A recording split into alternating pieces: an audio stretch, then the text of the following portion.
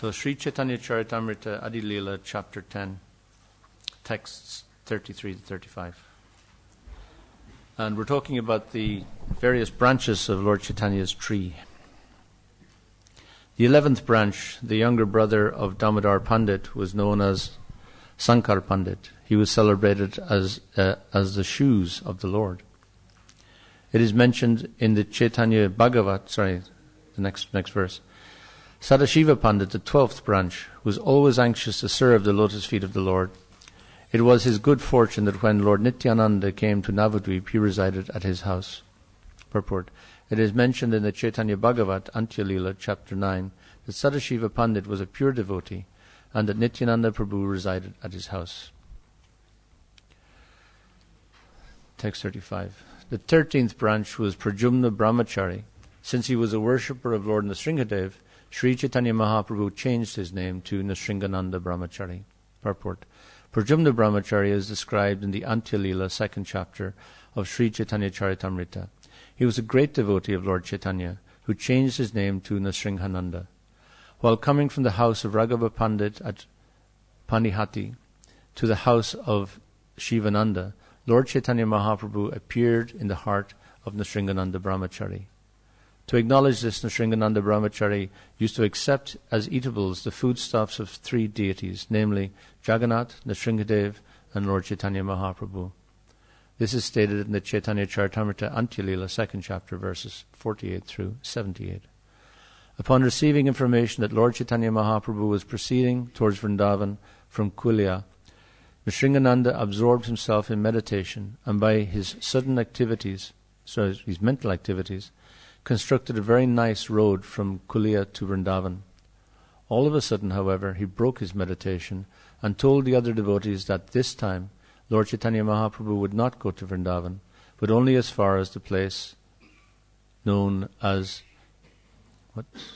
Kanai's Natashala. Yep. This is described in the Madhya Lila, chapter 9, verses 55 through 62. Nagora Ganodesha Padipika, verse 74, says, Sri Chaitanya Mahaprabhu changed the name of Prajumna Mishra, or Prajumna Brahmachari, to Nrsingananda Brahmachari, for in his heart Lord Nrsingadev was manifest. It is said that Lord Nrsingadev used to speak with him directly. Om Gana Tamarandasya Gyananjana Shalakaya Chakshuramilatam Yena Tasmai Sri Gurave Namah Sri Chaitanya Manobhistam Stapitam Yena Bhutale Swayam Rupa Kadamayam Dadati Swaparantikam. This lovely section is what the very nice thing about Chaitanya Charitamrita is it's all about people. And so Prabhupada says that this is the graduate, the PhD study. It's even higher than the Srimad Bhagavatam, and the Srimad Bhagavatam is lauded in our tradition as our main text. This is actually the philosophy. But and this seems a bit light. It's just talking about this guy was that, and he was a devotee of Lord Chaitanya, of Lord Nrsingadev, and Lord Chaitanya changed his name. And so Prajumna has Prajumna Mishra, Prajumna Brahmachari, and then Nrsingadev. That's 3 names. So you have to remember all these names, and it's like anything. You go into any room, and you have to get to know people, and you have to remember their names and where they're from. So when you meet them again, you're not embarrassed. And they say, hello, and you go, oh God, do I know you? So we have to get to know all these people. But they've got 3 names. So, and it's not like that in the Srimad Bhagavatam. The stories with a lot of philosophy, very, very heavy philosophy. But Thakur said it's very dense philosophy. You have to have a real brain to engage with it. But this is just about devotees and devotees associating with each other. And that's why Prabhupada says that this is higher, because this is very difficult to do. It's a lot more difficult to sit in a room and read a book of philosophy and meditate on it 1 verse at a time over a period of 50 years and not have to deal with people. Dealing with people is a real trip. And dealing with them as a devotee, dealing with them as a Vaishnav, that's practically impossible. Now that might seem an extreme statement, but if we look at ourselves, if we look at how we act, how we conduct ourselves in the world, actually, are we practicing as Vaishnavas in all our dealings, cent per cent, everywhere we go, our dealings in the supermarket, our dealings with our family, our dealings with our friends, our dealings with our enemies, the demons, the hogs, dogs, camels, asses, demons, rascals, fools, all these people. Why would we demonize people like that as Vaishnavas? So this is very beautiful association. It just talks about devotees associating with each other, and that these branches are all very important, all these associates, all these people, that they're all sacred to Lord Chaitanya, they're all friends, they're all special in some way, and is pointing out some of their specialities. This is the 13th branch, Prajumna Brahmachari, and it goes on to talk about other branches. We've talked about Srivas previously, and Gadadhar, some of the big heavy-hitting names, but Haridas Thakur is still to come. These are big people, and extraordinary people. When we start talking about the association of devotees, the philosophy starts to become different. It's not just black and white anymore. It's not law. This is about the spirit of the law. So we get someone like Prajumna Brahmachari, who's a devotee of Nrsingadev. Well, we say that you should worship Radha Krishna. What's it doing worshiping Nrsingadev? That's a different religion. Yet it's not an issue for Lord Chaitanya. Murari Gupta is a devotee of Ram. He cried in front of Lord Chaitanya. He said, you talk about Radha Krishna. I tried so much to worship Radha Krishna, but my heart is with Ram. And Lord Chaitanya said, well, then that's fine. That's pure devotion. Murari Gupta, one of his great devotees. It's a different religion. It's not the worship of Radha Krishna in Vrindavan that we're advocating. But is there an issue with that? Not here. That's very interesting. There's so much we have to learn from these texts about how you practice Krishna consciousness rather than what it is or what we think it is, but how we actually practice it when we meet people, when there's real people involved. Prajumna Das Brahmachari worships Lord Nrsingadev. I think this Lord Nrsingadev thing, you're taking it too far. It's really Radha Krishna we worship, isn't it? And that's a completely unnecessary conversation to have with someone who's already devoted, where their heart is so engrossed in service to Krishna, when it's a relationship of love. It's very inappropriate to have a conversation with someone of that order to try and reduce them to religion. The difference between religion and actual spiritual life. Religion is a material phenomena, because it often is. It's often just rules and regulations. That's religion. There is no word for religion in our tradition, by the way. Religion is an English word, and it comes from an Abrahamic conception. In our tradition, we don't relate to it. We have Dharma is the nearest thing, and Dharma doesn't necessarily include God. It just means being good. Everyone has to be good. That's just common sense. So how do you treat people? Well, if this is the graduate study of the Srimad Bhagavatam begins by saying, this is the text for thoroughly honest men. Thoroughly honest men means dharmic, but it means a lot more than dharmic. It means people who know the truth, with a capital T. It means people who understand that they're not this body, that there's something else. That's the starting point of the Srimad Bhagavatam. Where is this at? This is a different order of this discourse altogether. And a hint is given by Krishna in the 9th verse of the 10th chapter of the Gita. And Krishna talks about bodhayanta parasparam kathayantas tushanti cha ramanti cha. So where do the devotees get their bliss from? Their pleasure, their ramanti. They get it from bodhayanta parasparam. Bodhayanta means sharing of realization.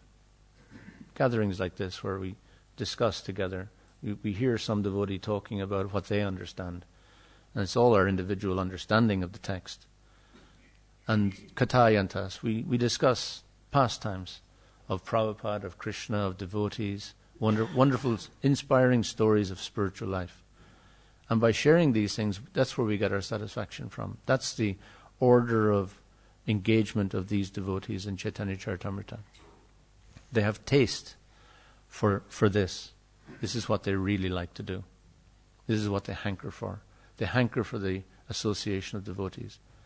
So this is considered one of the seed verses of the Gita. And it's essentially about Sangha. It's saying Sangha is essential. Sangha is where we get our satisfaction. And that's interesting. It means we get our happiness from it. If it doesn't make us happy, I can guarantee you won't continue to do it. No one continues, no one sustains an activity without getting something from it. And spiritual life is exactly the same. Our definition of spiritual life from Srimad Bhagavatam, Vaipum Samparo Dharmo Yato Bhaktiar Hokshache Hoitikiya Pachata Yayatma Suprasidati. The Atma, the Self, Suprasidati, must be completely satisfied. Completely satisfied. It's a realization. Our acharyas understand that this is about being happy. If you're not happy at the end of it, if you're not happy at some part in it, you're not going to keep it up. Why would you do it? We don't get out of bed in the morning without the threat of happiness. Otherwise, stay in bed, it's warmer.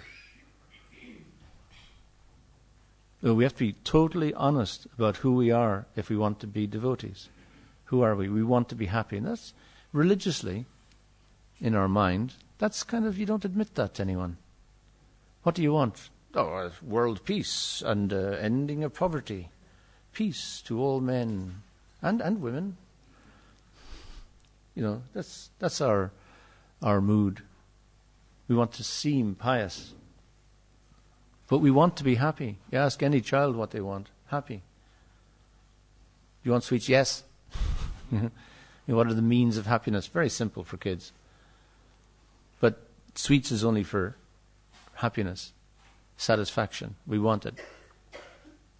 So to deny that is to be dishonest. Our starting point to understand the Bhagavatam has disappeared. We don't understand ourselves. We want not only happiness, but we want Nityananda, eternal happiness. Not happiness, but Ananda, bliss. To deny that is to be silly. It's disingenuous. No one can take it seriously. So we don't want happiness. We don't want any kind of happiness. We want eternal bliss. Let's be honest about it. We glorify it. We chant about it. We glorify Nityananda, eternal bliss. Because we want a part of that. And that's what comes from association of devotees. And it comes from this level of association. And it's difficult to appreciate these relationships that these devotees have, because they're not discussing, they're not engaging on the bodily platform. That's not their issue. Vasudev Dutt, who's going to be mentioned, or has he been mentioned already? He's going to be mentioned in a few verses, and his brother Mukunda Dutt. So Vasudev Dutt is famous for getting leprosy, and as the disease was eating away his body, it would become infected, and pus would come, and maggots would come and feed on the pus and fall off, and he'd pick them up and put them back again, because that was like their home. That was their place.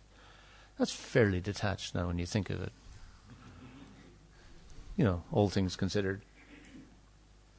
So that's the level of association. They're the kind of people that Lord Chaitanya liked to associate with. They're the kind of people we like to associate with as devotees. People of such a high caliber. They have no interest in the things of the world. They're in the world, but they're not of the world. And while they're in the world, while any of us are in the world, we have to deal with bodily things, and we have to give the body some satisfaction. There has to be some beauty in our lives. There has to be some nice sounds, some nice sights. Otherwise you can't keep mental equilibrium. If you can't keep that, you can't practice spiritual life. So we have to maintain the body in a common sense way. And these people certainly did. But at the same time, they knew the place of the body. How many of us, if we got leprosy, would appreciate that fact?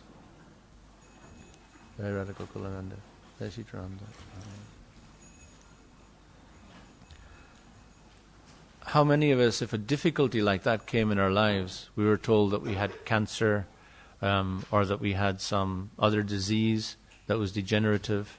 We had X amount of time to live, because essentially leprosy is a death sentence. How many of us maintain our equilibrium? How many of us aren't afraid? How many of us don't freak out in some way? How many of us would be afraid that we'd lose our reputation because of how we would act? Because we'd be so afraid. And these people weren't afraid. How is that? And this is the level of engagement that these people, we're not afraid because we understand that there's going to be suffering in this world, and we understand there's going to be death. We accept that right from the beginning. We're not rejecting it. We're not trying to avoid it. We're not looking for relief. We're looking for Krishna. Now, if we're going to Krishna for relief, we're looking for relief, not Krishna. Krishna is just a vehicle to get relief. So we accept everything that Krishna gives us as a gift from Krishna. Everything that comes to us is a gift from Krishna. In the first canto of the Bhagavad, in the teachings of Bhishma Dev, there's a lovely sentence hidden away in one of Prabhupada's purports that says, any difficulty in the life of a devotee is directly the mercy of the Lord. Any difficulty in the life of a devotee is directly the mercy of the Lord. We don't take it as the mercy of the Lord. We take it as a horrible thing to happen to any human being, especially me. We get really annoyed. Or it's our karma, or it's that guy's fault, or if it wasn't for her, she annoyed me so much I got cancer. And that's all bogus according to this statement. And this statement is repeated over and over again in different places. Where Prabhupada is saying, there's another lovely passage in the Krishna book where Prabhupada says that everything that happens in it for a devotee, whether it be pain or pleasure, happiness, distress, fame or infamy, is a gift from Krishna. And he says, and our acharyas accept it as such. So our acharyas meditate like this. This is a meditation. We have to practice it. That when a bad thing happens, we see it as Krishna. And that's not how we see it. We don't see bad as good. We don't see, when we say bad, we've given the word bad to suffering, infamy, dishonor, these things. So when we talk about pleasure, pain, that's Krishna. Krishna gave me that. Yeah. I was asking for that, actually. And that's proof that God exists, because I asked for that and I got it, so God exists. And that's just, unfortunately, bogus. That's materialistic religion. And we all start like that, but we have to develop beyond that to get to this stage where we can actually associate with devotees. And when we meet these devotees, we recognize them. These are the people we want to associate with. It's just too easy to whinge in the world. We stub our toe. And I say, who put that chair there? God, whoever put that chair, they should be flogged. Ah. Our reactions to things are just very interesting. And what is it about the chair? It's a gift from Krishna. Thank you, Krishna. That's the response. How often do we say that when something bad happens? When you've developed your Krishna consciousness and you're looking forward to becoming a temple president and a GBC and a sannyasi and wow, the heights of spiritual life. And then in the middle of it, some girl bats her eyelid and then there's an incident. It's not a very big incident, but it gets out and oh my God, and you're never going to become any of those things now. What's that? That's a gift from Krishna. It's not that guy's fault. It's not her fault. It's not your fault. It's not the guy who exposed it in the newspaper or whatever happened. It's not. It's a gift from Krishna. They're just all agents of Krishna. That's how a devotee meditates on the world. When the doctor says, I'm afraid you've got, myeloma and it's terminal. The response is, thank you, Krishna. We have to practice that response. We have to get used to, as a sadhana, meditating, understanding the world as being a part of our relationship with Krishna. When a good thing happens, thank you, Krishna. When a bad thing happens, thank you, Krishna. Suffering is not bad. Happiness is not bad. The happiness we're talking about is not ananda. It's just material happiness. It's just relief from suffering. Suffering is the condition of the material world. And when we get a little relief, then we feel so relaxed and happy. And we go asking to Krishna for happiness. And we mistake Anand for this temporary relief. But that's what illusion is. Illusion is ignoring the fact that suffering is real. Suffering is part of life. It's necessary. It's just part of the cycle. When we come into the world, we have a bag of suffering and a bag of happiness around our neck. And every day you put your hand into one of the bags and you take something out. And whatever comes, comes, and you just accept it. Krishna, Krishna. Now today I'll get on like this and I'm going to be in pain all day, but sure, what can I do? But it's a gift from Krishna. And we transform the world into Krishna. Our acharyas see the world like that. They don't see the explanation for things to being Darwinian evolution or Einstein's theory of relativity or it's that guy's fault. That's not how they see the world. They see the world in relation to Krishna. And all these other explanations may or may not be true materially, but they're not true spiritually. So they don't take them very seriously. They're explanations, but they're not very useful explanations. There's just no point in me pointing at someone and blaming them for all the problems of my life. Because I've just taken leadership from that person who I already have declared I disagree with fundamentally. So I'm going to lead a very poor life underneath that person. My meditation will be, you're a bastard. And we meditate like that a lot. This person, that person, and this person makes me happy, this person makes me sad, and all that. That's not how the world is actually working. That's an illusion. That's turning away from the actual facts of the material world, what to speak of the spiritual world. If we turn away from suffering and pretend it doesn't exist or think it's bad or wrong, it has to be eradicated, then we're ignoring the facts of life. We're turning our back on a fact, on a reality. And we're looking towards temporary happiness and inviting it in and just trying to make everything beautiful and block out the bad and all that kind of stuff. It's just not real. Neither of them matter very much in the bigger scheme of things. So Vasudeva Dutt, he doesn't miss a beat when he gets leprosy. He doesn't stop being a devotee. He doesn't lose faith in Krishna. He develops his faith in Krishna. And when Lord Chaitanya comes, he doesn't ask him to cure him. He just wants his association. He just wants to be near him. He just wants an opportunity to serve him. He's developed a level of internal detachment. It's not that the material world has stopped being a horrible place. It's not that there's a disease not eating up his body. It is. He's in pain. But he accepts that. That's not his issue. He's not going to ask Krishna to take that away because that's a gift from Krishna. And Lord Chaitanya came and took it away. It wasn't his desire. That was Lord Chaitanya's reciprocation. That's a different issue. That's up to Lord Chaitanya.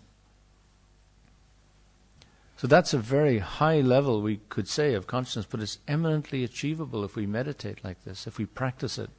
When difficulty comes, it's not we say turn to Krishna. So what do? We turn to Krishna and say, take the difficulty away. But maybe Krishna gave us the difficulty. If Krishna just takes it away, if he gave it to us so that we could actually advance in Krishna consciousness, and then we're asking him to take it away, we're shooting ourselves in the foot. We're saying, give me Krishna consciousness, and the fire starts, the fire of Krishna consciousness, so we put it out. And then we say, oh, I don't know, I don't feel any Krishna consciousness, give me some Krishna consciousness. And the fire starts, and we go, oh, oh. And Krishna's going to put a fire underneath us, and we're going to be purified. And it's going to be difficult. You know, when we turn up that heat, that purification, we practice Krishna consciousness, it's like boiling the ghee, and all the impurities come to the surface, and it doesn't look good. As we begin to see ourselves, we don't look very good. As you become a bit pure, you see yourself for who you are. You see yourself as other people see you. That's never good. There's the Scottish poet Robert Burns said, I pray to God the power to gie us to see ourselves as others see us. And it's a tremendous gift to be able to see it, but it's a bit freaky. It's not nice. When someone gives you feedback, sometimes it's very difficult to digest it. And you think, I like that. Oh my God. And as we develop in spiritual life, we begin to see ourselves and we realize, oh my God, I've been like that oh my God, everyone's always seen me. Oh my God, that's terrible. And we have to get over that. Isn't it funny when you see someone looking in a mirror, someone who isn't very attractive, kind of doing their hair, all that kind of stuff, and you're thinking, you're wasting your time. But they don't think like that. And that's where we are in our spiritual life. We're doing all these little religious things, and we're following some rules and regulations. So it's like Mataji very beautifully chants the mantra, but she drops an A in the first 3 words, because that's what Bengalis do. Shrina Shringa Upashak, not Upashaka. But some of us will feel, no, we have to keep the A in because that's right. And we think that, now I'm doing the right thing. It's not only is it not the right thing, because she actually speaks Bengali and the rest of us don't, so we have to follow her. But it's a stupid way to look at the world. It's impersonal. You go to the person, the person's been invited to lead, therefore they are the leader, we just follow the leader. It's as simple as that. We create rules, we impose things, trying to do the right thing, kind of get ourselves in the right line and do a bit of astrology so we know what's going to happen tomorrow, so we go that. One Swami one time, we were talking about astrology, and he says, I can do astrology. He says, I can do the best astrology. And I said, oh, okay. I said, show me. And he took my hand, and he went, and he said, I'll read your palm. And he goes, this is your lifeline. Here it says, you're going to have some suffering and some happiness, and some suffering and some happiness, and then you're going to have some suffering and some happiness, and then you're going to die.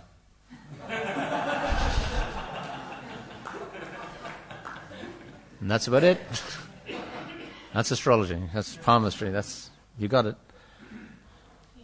And religion, all the rules and regulations and the things that keep us pure. So pure, to go on the altar pure. But doesn't mean pure to associate with Vaishnava as pure. You get many Brahmins who are very pukka but can't associate like this. This is a different thing. Different level of purity. So religion isn't something we're very interested in Krishna consciousness. I'm sorry to say. We're interested in spiritual life. We're interested in love, because that's how you get happy. So when we chant Jaya Jaya Sri Chaitanya Jaya Nityananda Jaya Advaita, it's not very jolly. It doesn't even sound religious.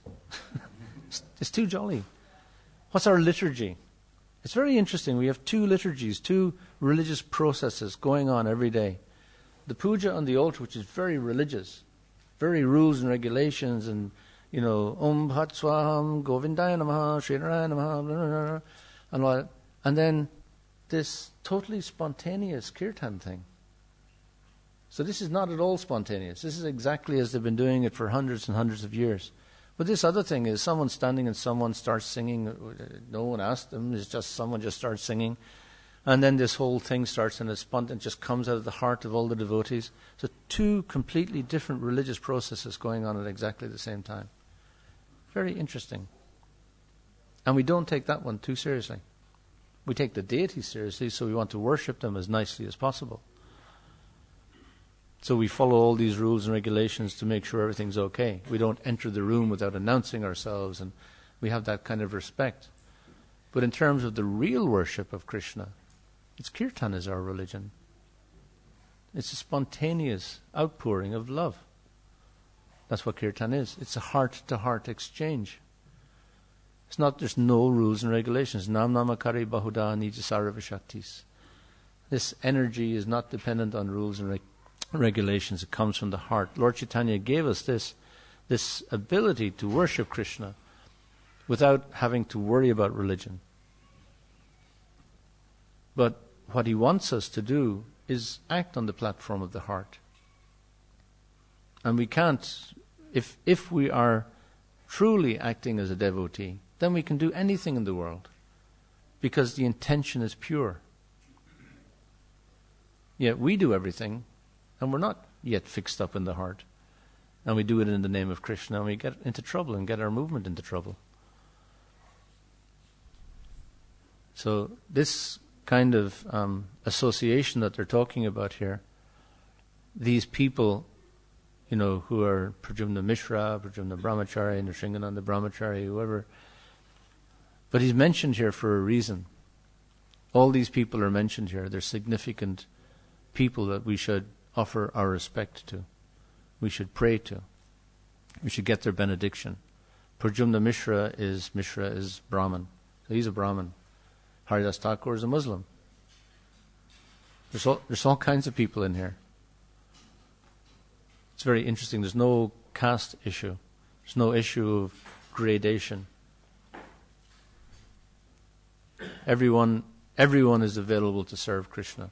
Everyone who's in this tree. And we're in this tree. We're maybe not branches, we're twigs. Little twigs and leaves. Fluttering in Lord Chaitanya's wind. Krishna, Krishna, Hari, Hari. And we have a part to play. And we're being noted. Like all these people are noted. We're being noted. We've put our hand up and we say, I would like to play a part. And that's all Krishna's interested in. He's just looking for volunteers. Anyone who puts their hand up, before you've even stretched it out, Krishna's yanked you. And, given us more service than we could do in 6 lifetimes. It just seems so intense. Because there's so much to do, and so few people putting their hand up. Krishna's giving us a real opportunity, and what's our qualification? These are qualified people. What's our qualification? Just the fact that we put our hand up, just the fact that we were desperate enough to cry out with a little sincerity. And when that happens, everything changes. Then we're in Krishna's camp. Then Krishna takes care of us. Then any difficulty in the life of a devotee is directly the mercy of the Lord. Then that is true. We are eternal servants of Krishna. That's who we are. That's not something we're aspiring for. It's who we actually are. And we think, I could never be a devotee. I'll never be a devotee. I'll never be a pure devotee. We are pure devotees. We are full of bliss and knowledge. This is a fundamental tenet of our philosophy. And we spend most of our time arguing with that point. Explaining to ourselves and anyone who's wishing to hear how we could never be a devotee. We're so unqualified. We're so impure. Thereby debarring ourselves from being who we are. Denying who we are. We have to practice being who we are. Practice this fact that we have turned to Krishna. We have declared ourselves. Krishna has accepted us. Krishna has always accepted us. There's never a time when Krishna rejected us. Krishna loves us. He's always loved us. This isn't a new thing. This is another essential tenet of our philosophy. There's 2 of them. Krishna is God, full of love. Anand, the reservoir, the place from which it all flows. He's only interested in love. When he looks at us, he only loves us. He's not interested in all the stupid things we do. He's not a small-minded person. He has no interest in all our material blah, blah, blah. And nor our material excuses or our material dilemmas or our material sufferings. He doesn't take any of that seriously because it's all so temporary. He's just waiting for us to wake up so that we can have our relationship again. So Krishna is God, and we are eternal servants of God. These are the 2 most basic tenets of our philosophy. That's the basis on which a kirtan can take place. We're chanting Krishna's name because he is our beloved. We're only practicing that. We don't feel it yet, but this is our practice. We know it. We accept it. And we are eternal servants of Krishna. Now we have to start acting like that. That's how we'll realize it. If we only do eternal servants of Krishna at between 4 o'clock in the morning and 8 o'clock, and then in the evening we do another bit of eternal servant of Krishna. And on Sundays we do a big eternal servant of Krishna.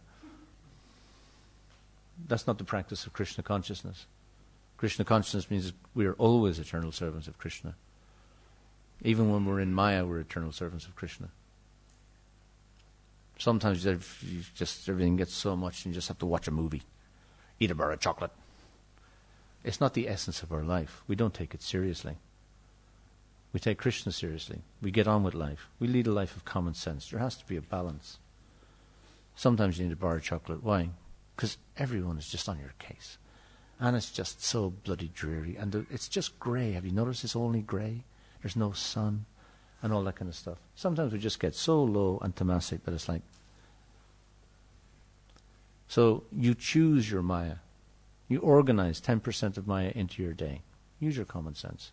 You're going to be in Maya anyway. Organize our beauty. Make it as sattvic as possible. That's the best we can do. A pure devotee acting in the world acts sattvically. Because you have to act some way. It's a material world. There's material things that go on. They have to go on. So whatever our needs are, fulfill those needs and keep them in check. But just don't lose sight of the fact. Practice every day, saying, I am an eternal servant of Krishna. Look in the mirror. They do these motivational stuff, I am confident, I am strong, I am, Superman and all that. But you can look in the mirror and say, I am an eternal servant of Krishna. That's our motivation. Because that's who we are. We just have to remember who we are. And then we can begin to appreciate the kind of pastimes that happen here, the kind of association, because when you read the Chaitanya Charitamrita, it just doesn't read right sometimes. Lord Chaitanya kicks someone in the chest. That's just wrong. It's violent. It's abuse of some kind. Disciple abuse or whoever that was. But it's also part of a relationship. You get a relationship, like Prabhupada told a story of, he was sitting with some of his friends outside his shop, and they were talking about Krishna and different things, and his son came up and climbed up his knee and started to climb up and put his feet on his knee and was trying to climb around his head. And the other gentleman said, "Oh, don't put your feet on the Vaishnava." And his son stopped, looked at them, and said, "This is my daddy." It's a relationship. Relationship is more important than anything to us. If Krishna is God and we're an eternal servant of God, what's the other third most important thing to us in our whole philosophy? Is the relationship between the two. The fact that we can have a relationship together. Krishna wants to have a relationship with us more than we want to have a relationship with him, without doubt. Otherwise we would have one. He wants to have one. We're a bit iffy. Yeah, I have a relationship. And this death thing, can we talk about that? Can we sort out some of the suffering stuff? I don't like suffering. I don't like pain. If I become your devotee, can I have less pain?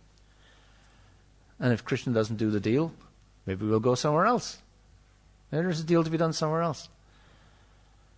That's religion. It's not spiritual life for us. The relationship with Krishna is everything to us. That's all we do this for. To have the formal relationship with the deity, there's a prescribed method. That's why we do the arti, so that we do the relationship correctly. We approach it with the proper etiquette. All these rules and regulations are an etiquette of communication with Krishna. How to communicate with that etiquette. And if we're not so into etiquette and we rules and regulations and we're not so priestly and all that kind of stuff, then just chant Hare Krishna. That's it. Done. No rules and regulations. We have all kinds of options to communicate with Krishna, to have our relationship with Krishna. But it's all about relationship. Relationship with Krishna, relationship with the devotees, relationship with the innocent people, relationship with demons. That's the consciousness of the Madhyam Adhikari. It's all relationship.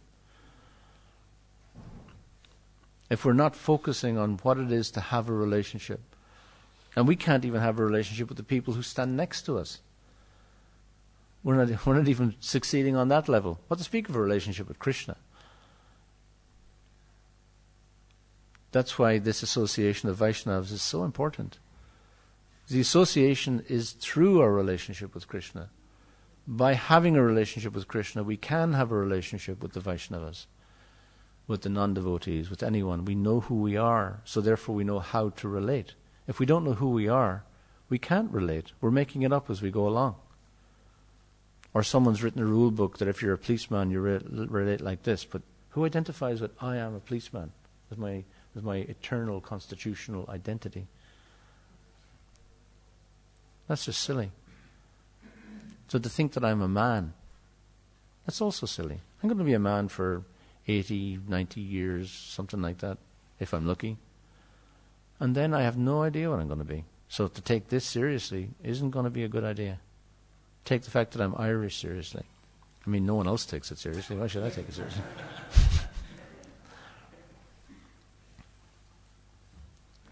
So we can become Krishna conscious because we are already Krishna conscious. We need to understand who Krishna is in our lives. And that relationship needs to become the primary focus of our attention. We have to massage that relationship. We have to feed and nourish that relationship as much as possible. Because then the possibility of happiness, the happiness we want, eternal happiness, is there. And it all happens through relationship. Every relationship in our life is important. They're all gifts from Krishna. No matter how terrible they may seem. They're there to help us learn how to sacrifice, learn how to love.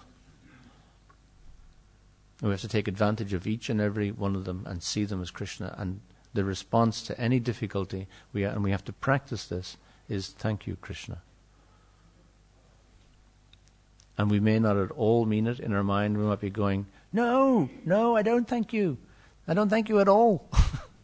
If you really love me, you wouldn't treat me like this. I don't know if anyone saw Stephen Fry on the television. He this tirade against God. This stupid God who causes suffering in the world. I hate him. I hate him. Total emotional rant. No logic, no intelligence in the discourse at all. He just doesn't like the idea of someone who's bigger than him and can cause suffering and death and all that kind of stuff. That's not what Krishna does. We do that. But he just doesn't like the idea that these things happen to him and God is there enjoying. We create our suffering. We create the karma that causes our suffering, not Krishna. Krishna just gives us the gift. He wipes out our karma and says, okay, let's start again. Everything from now on is a gift from me. Take it as a gift. Yet poor old Stephen has disassociated himself from that gift. And he rails in an emotional way against God. And I understand that. I feel like that sometimes too. When things get really rotten. They say, thank you, Krishna, thank you, Krishna. Sometimes it's difficult to practice it. But I'm not going to disassociate myself from this reality. I'm not going to stop thanking Krishna. I'm not going to pretend that it's not a gift from Krishna. I'm not going to emotionally respond in that way. It's not healthy. It's not rational at all. This is a person who claims that God doesn't exist and can't intellectually prove that God doesn't exist. No one can. You can't intellectually prove God doesn't exist. So to make the statement that God exists means that I don't believe in rational thought. And the proof is, his argument is emotional. It's not rational. There isn't a good rational atheistic argument. It's generally emotional. I don't like an authoritarian figure. I don't like suffering. That's what they're saying. Simple point. I'm totally with them. But it doesn't mean that that's a basis of rejecting God. That's a basis of getting wise, looking deeper into the issue. So if we can nurture our relationship with Krishna much in the same way as this whole chapter is nurturing us, it's giving us a metaphor of gardening. It's a tree. And our relationship with Krishna is a plant. And we have to nurture that plant. We have to water that plant. We have to feed it. And we feed it and water it by chanting, by being attentive to other devotees, by being attentive to everyone we meet on the planet. Every single person we meet is eternally a servant of Krishna. And we don't reject anyone. Anyone can change overnight. They can go from being a demon rascal fool into being a pure Vaishnava. The stories are in our books. Lord Nityananda, even though he was attacked, even though blood was drawn from his head by Jagai and Madai, he still demanded of Lord Chaitanya that, no, we have to save these people. This is the mark of our Sankirtan mission. We don't reject anyone. That's a big ask. But that's what relationship means. And we have to give to the relationship, not expect people to give to us. When Lord Chaitanya says, Amanina Madanina Kirtaniya Sadahri, he says, don't expect respect from anyone and be ready to offer all respects to others. This is exactly what he means. Be ready to accept everybody and accept whatever they give us. When someone comes and asks, say, you're just a blah, blah, blah, blah, blah, they're asking for respect. Kashmiri Pandit came to Vrindavan and said, I want to debate with Rupa and Sanatan, and they just looked at him and saw someone who wanted respect. So they say, what's the end game? Well, I win, and you sign this document. Well, let's sign the document. They signed the document and gave it to him. It thrilled to bits. They didn't care for respect. They don't care about reputation. They just care about the relationship with Krishna. And this guy is just going to waste their time. Where they go into this debate with someone who just wants something from them that they don't care about, so just give it to them. Give people the respect they want. If they come demanding this and that, and you're this and that, and don't worry about it. That humility will touch them in the heart. They won't be able to admit it at the time because of false ego. But that exchange is extraordinary. You don't meet people like that. You don't meet people that don't care about material things and are willing just to give them up like that. It does make you wonder, what else do they have? Humility is the most powerful tool in preaching. It's the most powerful facet of relationship. And that's why Lord Chaitanya tells us that. Don't expect respect for ourselves. That's very difficult. That's very difficult to do. Our identity is so strong that we demand people. I've been in the movement 6 months longer than you. How dare you look at me like that? Sometimes we don't say it, but it's going on in their head. And to give respect to everybody, if someone comes and demands respect from you, the last thing you want to do is give it to them. As a point of principle, you don't give it to them. You make their life a misery. I remember this Swami, a newly initiated Swami we had a little farm in Ireland, and we didn't meet Swamis. No one came to Ireland. This was a farm on the west coast of Ireland. No one went there. So this Swami came to visit. And the devotee, the temple president, was a bhakta. He wasn't even initiated. And this devotee came, and it was a festival, and all the devotees came. And the temple president came out. They'd gone out of their way to arrange all kinds of nice things for him and all that kind of stuff. They'd really gone. And then they went up and says, "So we've organized this. Your room is over here, Prabhu." And he said, "Actually, I'm not Prabhu. I'm Maharaj." And this devotee just looked at him and said, "Okay, Prabhu, Maharaj, Prabhu." I was standing beside it, and I couldn't help laughing. In fact, everyone laughed, and it was just, it was just two false egos, and just sad. It's just exemplifying what it means not to be a Vaishnava. It's not easy to be a Vaishnava, but it's very possible. It just means we have to focus. We have to understand who we are in relation to Krishna. I'm eternally a servant of Krishna. If we really understand that, we're not threatened by anyone. No one can threaten that identity. That's who we are eternally. It's unthreatenable eternally. No one can take it away from us.